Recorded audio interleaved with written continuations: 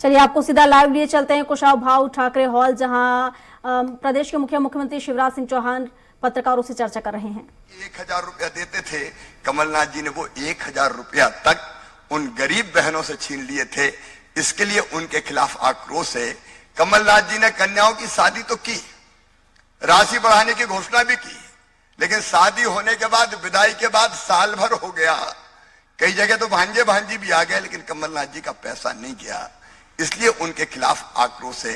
कमलनाथ जी, प्रधानमंत्री श्रीमान नरेंद्र मोदी जी ने जो आवास हमको प्रधानमंत्री आवास योजना के अंतर्गत दिए, उनमें से 2 लाख आपने वापस कर दिए, गरीबों को मकान से वंचित कर दिया। इसलिए कमलनाथ जी और कांग्रेस के खिलाफ आक्रोश है। और केवल इतना ही नहीं, प्रधानमंत्री किसान सम्मान निधि में कमलनाथ जी आपने किसानों के नाम नहीं भेजे। आपका क्या बिगड़ता था अगर 6000 रुपया साल किसानों को मिल जाते हैं? मैं जब फिर से मुख्यमंत्री बना तब हमने 82 लाख नाम भेजे उन किसानों को। अब किसान सम्मान निधि मिल रही है। जल जीवन मिशन कमलनाथ जी आपने क्यों नहीं शुरू किया? 2019 में प्रधानमंत्री श्रीमान नरेंद्र मोदी जी ने जल जीवन मिशन लॉन्च किया था, लेकिन कमलनाथ जी ने हर घर में महिलाओं को, बहनों को पानी बाहर भरने ना जाना पड़े, टोटी वाले नल से पानी मिल जाए, उससे आपने वंचित कर दिया। आपने वादे पूरे नहीं किए, इसलिए आक्रोश है। आपने वचन नहीं निभाए, इसलिए आक्रोश है। हमने जनता की सेवा की तो हमें आशीर्वाद मिल रहा है, और आपने तो इंडी गठबंधन में ऐसे ऐसे लोगों को भर रखा है जो सनातन का अपमान कर रहे हैं। जब सनातन की आलोचना होती है तब आप मौनी बाबा बन जाते हैं, और जब वोट लेना होता है तब कमलनाथ जी आप ढोंगी बाबा बन जाते हैं। एक शब्द क्यों नहीं कहा सनातन के अपमान पर? आपके गठबंधन के साथी सनातन धर्म का अपमान कर रहे हैं, रोज गालियां दे रहे हैं, डेंगू मलेरिया वायरस कह रहे हैं, और आप चुपचाप बैठे हुए हैं।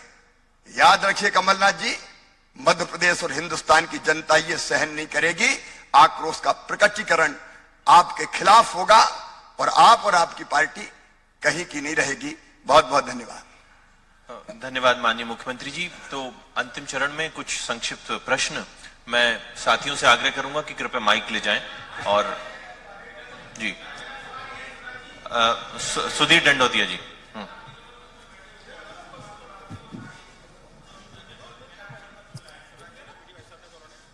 क्या मध्य प्रदेश के अंदर चुनाव अभी होने वाले हैं, मध्य प्रदेश बीजेपी संगठन ये पहल करेगा कि 33% टिकट जो है महिलाओं को दिए जाए?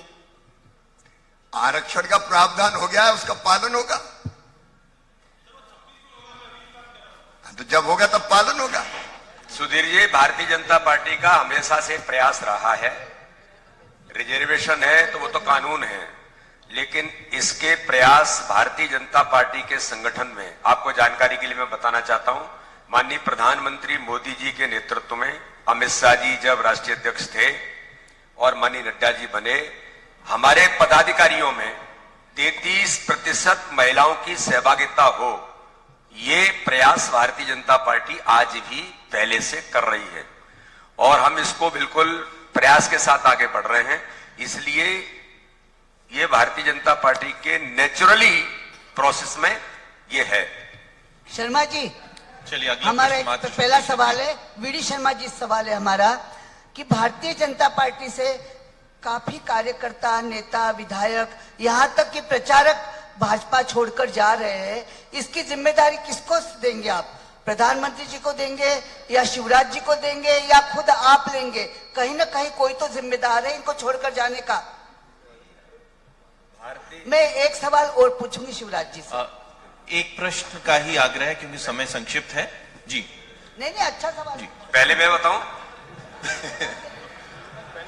भारतीय जनता पार्टी दुनिया का सबसे बड़ा राजनीतिक दल है। भारतीय जनता पार्टी के पंच सरपंच से लेकर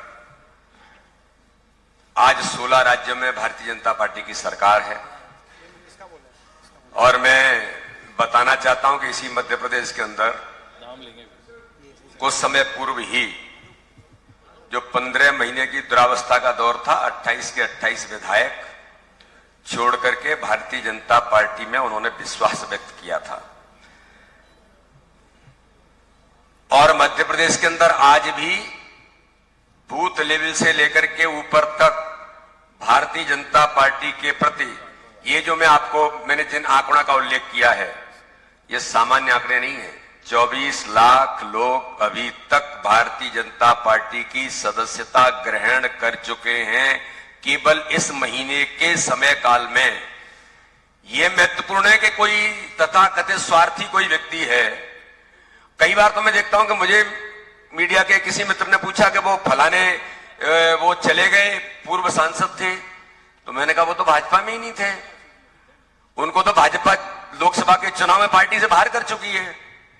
अब ऐसे आंकड़ों को लेना चाह करके ये परसेप्शन बनाने का प्रयास हो, हमें तो आशीर्वाद, जो जनता जुड़ रही है, जनता आशीर्वाद दे रही है और हमारे भारतीय जनता पार्टी की व्यापक सदस्यता के अभियान में लोगों की सहभागिता ये महत्वपूर्ण है।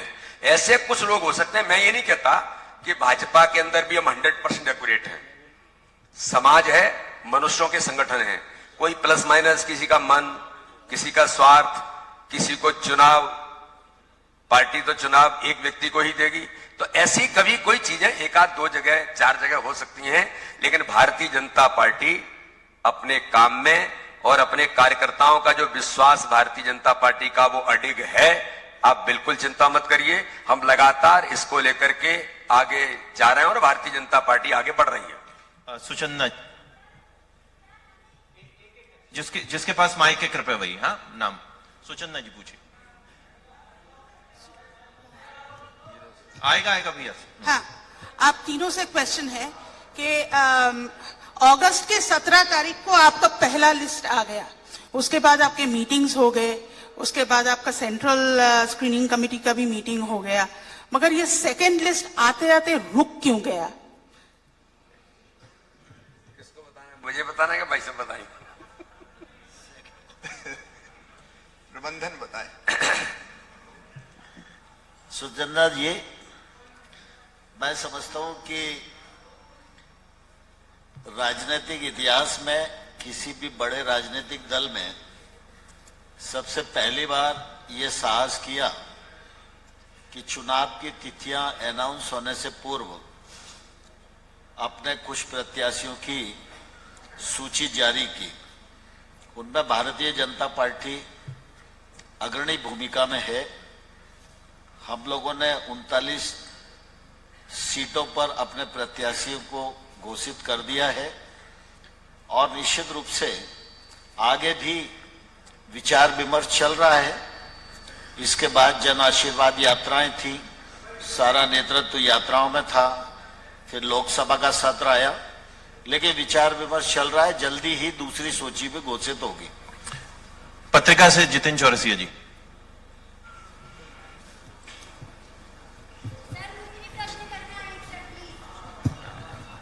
दो सवाल थे मेरे। एक सवाल तो यह है कि जो पहली सूची घोषित हो गई है उसमें अभी तक का क्या फीडबैक है, क्योंकि 1 महीना हो गया है, काफी समय उनको मिला था, 27 तारीख को घोषित हुई थी और लगभग 1 महीना हो गया, करीब 1 दर्जन सीटों पर विरोध के सुर भी आए थे। तो पहला सवाल यह है। और दूसरा सवाल यह है कि एक और जहां यहाँ पर हम जन आशीर्वाद यात्रा और सफलता की बात कर रहे हैं, तो महिला आरक्षण को लेकर ही उमा भारती जी आज एक बैठक कर रही हैं, क्या कहेंगे? एक फीडबैक, जो उम्मीदवार घोषित हुए वो अपने चुनाव प्रचार के काम में पार्टी के सब कार्यकर्ताओं के साथ मिलकर लगे हैं। फीडबैक बहुत अच्छा है, उनको भी जनता का भरपूर प्यार और समर्थन मिल रहा है। मैं स्वयं भी कई ऐसी सीटों पर जहां उम्मीदवार घोषित हुए हैं मैं गया हूं और उनके साथ कार्यक्रम किए हैं। मेरा पूरा विश्वास है कि वो शानदार सफलता प्राप्त करेंगे। नव दुनिया से संजय मिश्रा जी, धनंजय जी, माइक पहुंचाएं।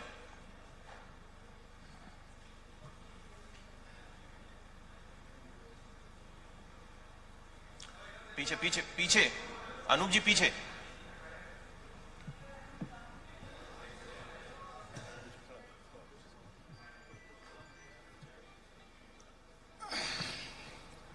मुख्यमंत्री जी, 2018 के चुनाव में और 2023 की परिस्थिति में क्या अंतर महसूस कर रहे हैं आप, और इस चुनाव के क्या परिणाम होंगे आपके अनुसार? 2018 में भी वोट ज्यादा लेके हम पिछड़ गए थे, लेकिन इस बार अप्रत्याशित नतीजे आएंगे मेरा अपना विश्वास है, क्योंकि मैं मध्य प्रदेश में लगभग 1977 से ही चुनाव के काम में भाग लेता रहा हूं। इस समय जनता के मन में जो स्नेह और प्रेम है वो अलग से दिखाई देता है, और इसलिए अब तक की सबसे बड़ी सफलता भारतीय जनता पार्टी प्राप्त करेगी। आप देखिएगा चुनाव परिणाम के बाद फिर मैं आपसे बात करूंगा। राकेश जी। सर मेरा सवाल ये है। मनोज जी पहले, राकेश जी फिर उसके बाद प्लीज। मंच पर सर तीन जो त्रिदेव बैठे हैं वो कहीं ना कहीं भाजपा के अध्यक्ष रहे हैं। एक सवाल आया है कि कार्यकर्ता छोड़ के जाता है, पर उसका माकूल जवाब नहीं मिला है। लेकिन पीढ़ी परिवर्तन के दौर से भाजपा गुजर रही है, संगठन में बदलाव दिख रहा है। क्या गारंटी है कि 2023 की विधानसभा में अनुभव या फिर ऊर्जावान इनके बीच में तालमेल जरूरी होगा, या फिर नए चेहरे पहुंचेंगे? और क्या पूर्व मंत्री और सांसदों को भी चुनाव लड़ाया जा सकता है? वर्तमान मंत्री भी उसमें शामिल हैं। चुनाव लड़ाने का फैसला चुनाव समिति हर परिस्थिति पर विचार करके करती है। एक बात मैं बहुत स्पष्टता के साथ कहना चाहता हूं, भारतीय जनता पार्टी में साथ मिलके सामूहिक नेतृत्व में काम करने की परंपरा आज से नहीं, बहुत पुरानी है। और मुझे कहते हुए गर्व है कि ये पार्टी है जो लगातार नए नेतृत्व को भी तैयार करने के प्रयत्न करती रहती है, ताकि आने वाली पीढ़ियां भी पार्टी के नेता और कार्यकर्ता के रूप में तैयार हो सके। सर मेरा सवाल यह है कि आपने अभी लाडली लक्ष्मी सीखो कमाओ ये योजनाएं शुरू की हैं, लेकिन इस तरह का एक आरोप लगाया जाता है कि करीब 126 सरकारी योजनाएं हैं जिनको बजट नहीं मिल रहा है सरकारी योजनाओं को। क्या ये सच है? बिल्कुल सच नहीं है, एकदम झूठ है। चलिए संजय जी। संजय जी पूछे, ऐसी पूछिए। नरेंद्र सिंह जी, मैं ये पूछना चाहता हूं कि बीच में आपको नाराज जो थे भाजपा के पुराने नेता, उनको मनाने का जिम्मा मिला था, उसमें आपने काफी कुछ मेहनत भी की थी, लेकिन वो अभी नाराज ही है। तो क्या ऐसे नाराजों को मनाने के लिए यात्रा निकलेगी जो ठीक हो जाएगा सब? मैं समझता हूं कि भारतीय जनता पार्टी विचार आधारित राजनीतिक दल है, लेकिन सांस्कृतिक मनुष्यों के संगठन के कारण कई बार मत भिन्नता होती है, लेकिन आप चिंतित मत हो, हम लोग इसको मैनेज कर लेंगे। राजीव सोनी जी। यात्रा नहीं निकलेगी।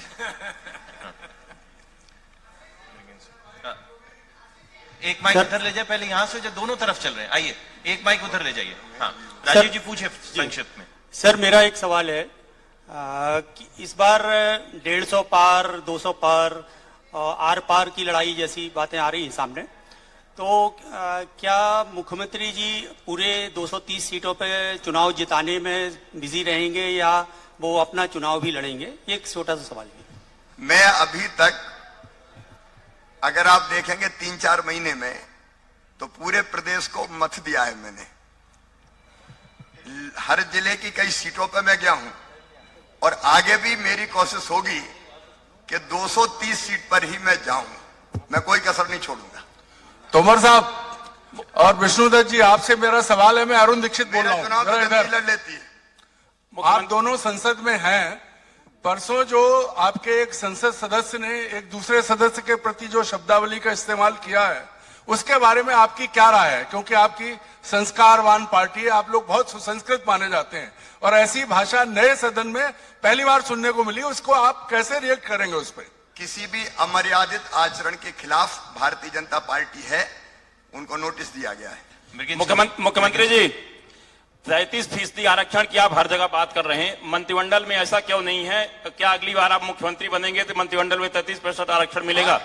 आगे से पूरा प्रयत्न होगा कि जहां महिला प्रतिनिधित्व पर्याप्त नहीं है वहां दिया जाए, चाहे वो मंत्रिमंडल हो और चाहे वो अभी के विधानसभा भी चुनाव हो, अधिकतम प्रतिनिधित्व देने का प्रयास होगा। चलिए बहुत धन्यवाद। आप सभी साथी सहभोज पे आमंत्रित हैं। आप सब